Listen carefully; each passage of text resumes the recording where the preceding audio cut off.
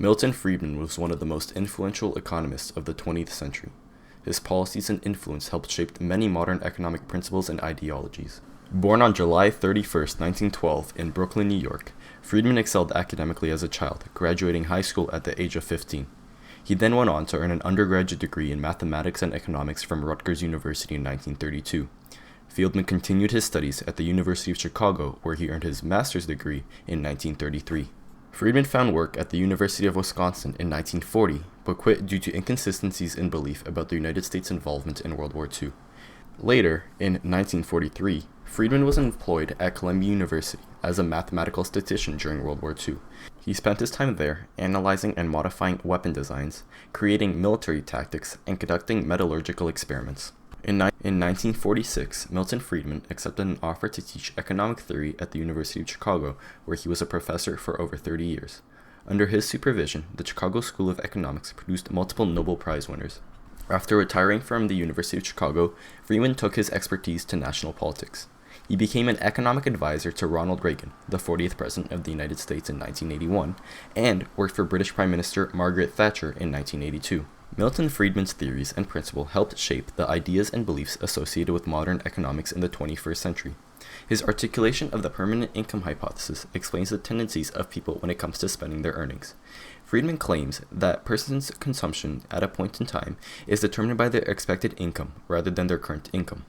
The theory states that changes in permanent income drive change in consumer consumption patterns. The theory allows economists to monitor and resolve inconsistencies between arising large-scale fluctuations of disposable incomes and the considerable stability of consumption expenditures. Another important theory produced by Milton Friedman is sequential sampling, statistical analysis where a given sample size is not fixed in advance. Therefore, the data is evaluated as it is collected, and sampling is stopped when significant results are observed. Economists decide whether or not to stop at any specific stage based on the results from previous stages. Sequential sampling is advantageous as a conclusion can be reached much earlier than classical hypothesis testing, while being more cost and labor efficient. This work can be attributed to Abram Weld, Jacob Wolfowitz, W. A. Allen Wallace, and Milton Friedman, which the group developed while working as a research group at Columbia University during World War II. In present days, it is used as a research method amongst many economists and scientists as a way to chronicle data that is more efficient and effective, allowing increase in the time needed for economists to do field research. Milton Friedman also had a tendency to apply his work elsewhere around the world, helping and shaping and fixing many world issues. In 1981, while working under the Ronald Reagan administration, Milton Friedman helped drag the U.S. economy out of a recession.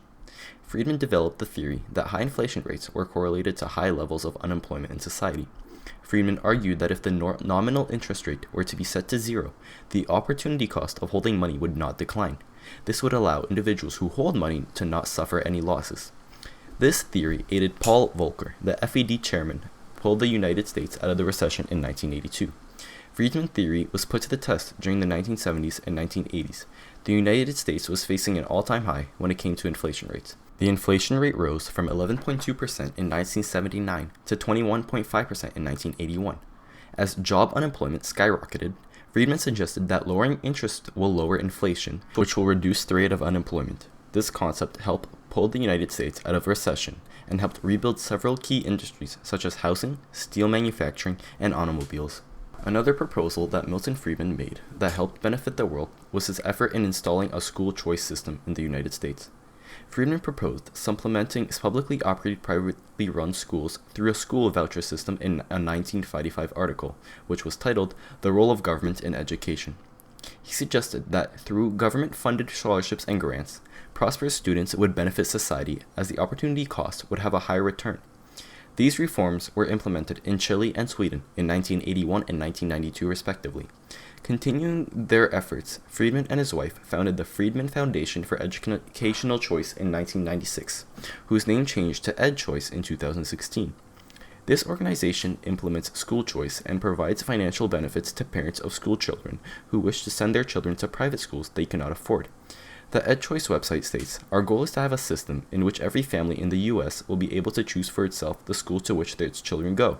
We are far from the ultimate result. If we had that, a system of free choice, we would also have a system of competition and innovation which would change the character of education. When Milton Friedman died in his San Francisco home in 2006, he left behind a legacy filled with accomplishments and contributions in global economic theory. His efforts in producing the articulation of the permanent income hypothesis and developing the sequential sampling method, along with his never-ending drive to better the world, are what allowed him to be named the 1976 recipient of the Nobel Memorial Prize in Economic Sciences.